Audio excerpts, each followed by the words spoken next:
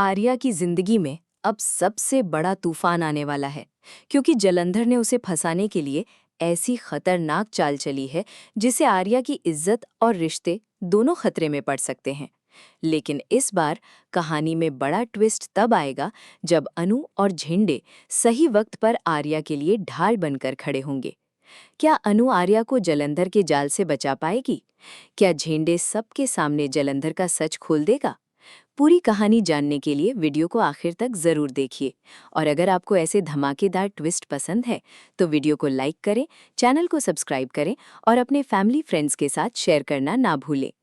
आर्या इस वक्त अपनी जिंदगी के सबसे मुश्किल दौर से गुजर रहा है। उसके चेहरे पर बाहर से गुस्सा नजर आता है, लेकिन अंदर से वो पूरी तरह टूट चुका है। उसे लगने लगा है कि घर में कोई भी उसकी बात समझना नहीं चाहता। हर कोई उसके फैसलों पर सवाल उठा रहा है और उसकी हर बात को गलत मतलब दिया जा रहा है।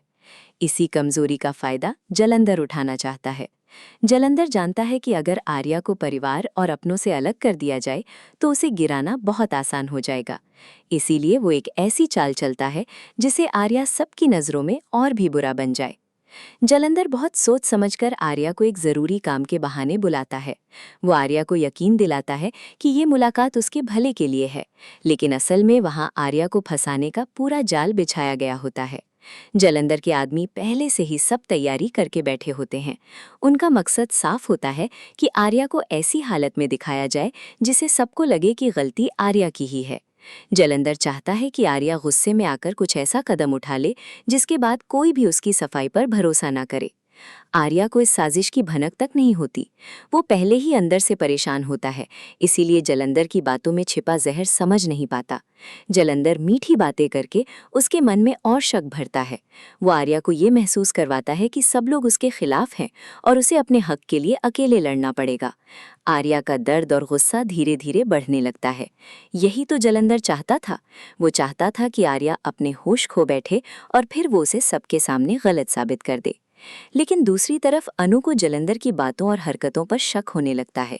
अनु को महसूस होता है कि जलंधर जितना साफ दिख रहा है उतना साफ है नहीं। वो आर्या के बदलते व्यवहार को भी समझने की कोशिश करती है। अनु जानती है कि आर्या जिद्दी हो सकता है, गुस्से में बोल सकता है, लेकिन वो इतना गिरा हुआ इंसान नहीं हो सकता कि जानबूझकर अपनों को दुख दे। अनु के दिल में एक अजीब सी बेचैनी होती है। उसे लगता है कि आर्या किसी बहुत बड़ी मुसीबत में फंसने वाला है। इसी बीच झेंडे को भी कुछ ऐसी बातें पता चलती हैं जिनसे जलंधर की साजिश की खुशबू आने लगती है। झेंडे जलंधर के आदमियों की चाल देखता है और उसे समझ आ जाता है कि ये सब अचानक नहीं हो रहा, हर चीज पहले से सोची समझी लगती है। झेंडे तुरंत अनु को इशारा देता है कि मामला साधारण नहीं है। दोनों के मन में एक ही सवाल उठता है कि आखिर जलंधर आर्या के साथ क्या करने वाला है। आर्या अब उस जगह पहुंचने ही वाला होता है जहां जलंधर ने उसके लिए जाल बिछाया होता है। जलंधर दूर से सब देखकर मुस्कुरा रहा होता है। उसे लगता है कि इस बार उसकी जीत पक्की है। उसके हिसाब से आर्या अब अकेला है, कमजोर है और जल्द ही गुस्से में आकर खुद अपने पैरों पर कुल्हाड़ी मार लेगा। लेकिन जलंधर ये नहीं जानता कि अनु और झेंडे अब चुप बैठने वालों में से नहीं है।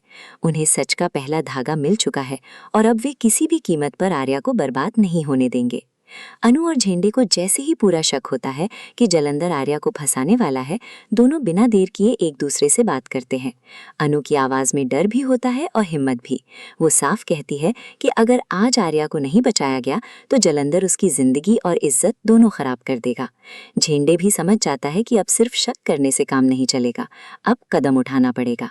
दोनों फैसला करते हैं कि वे आर्या तक पहुंचेंगे और जलंधर की चाल को उसी पर पलट देंगे। झेंडे अपने तरीके से सच की कड़ियां जोड़ना शुरू करता है। उसे पता चलता है कि आर्या को जिस जगह बुलाया गया है वहां पहले से कुछ लोग मौजूद हैं। ये लोग जलंधर के इशारे पर काम कर रहे हैं। उनका मकसद आर्या को भड़काना और फिर उसे गलत साबित करना है। झेंडे समझ जाता है कि जलंधर आर्या को सिर्फ बदनाम नहीं करना चाहता, बल्कि उसे ऐसा अकेला करना चाहता है कि कोई उसके साथ खड़ा ना रहे। ये बात सुनकर अनु का दिल घबरा जाता है, लेकिन वो अपने डर को अपने ऊपर हावी नहीं होने देती। अनु आर्या को रोकने की कोशिश करती है, लेकिन आर्या पहले ही जलंधर की बातों से उलझ चुका होता है। उसके मन में गुस्सा, दर्द और शक भरा होता है।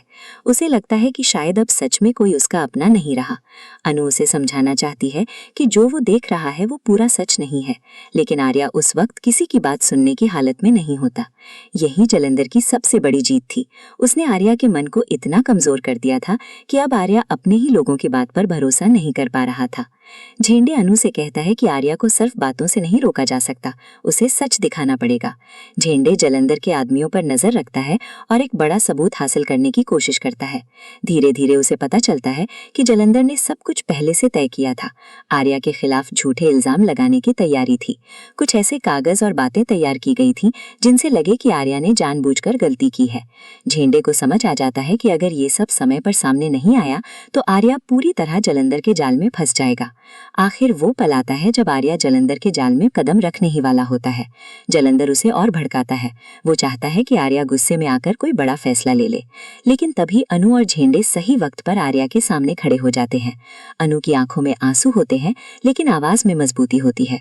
वो आर्या से कहती है कि वो अकेला नहीं है, चाहे दुनिया कुछ भी कहे, सच उसके साथ है।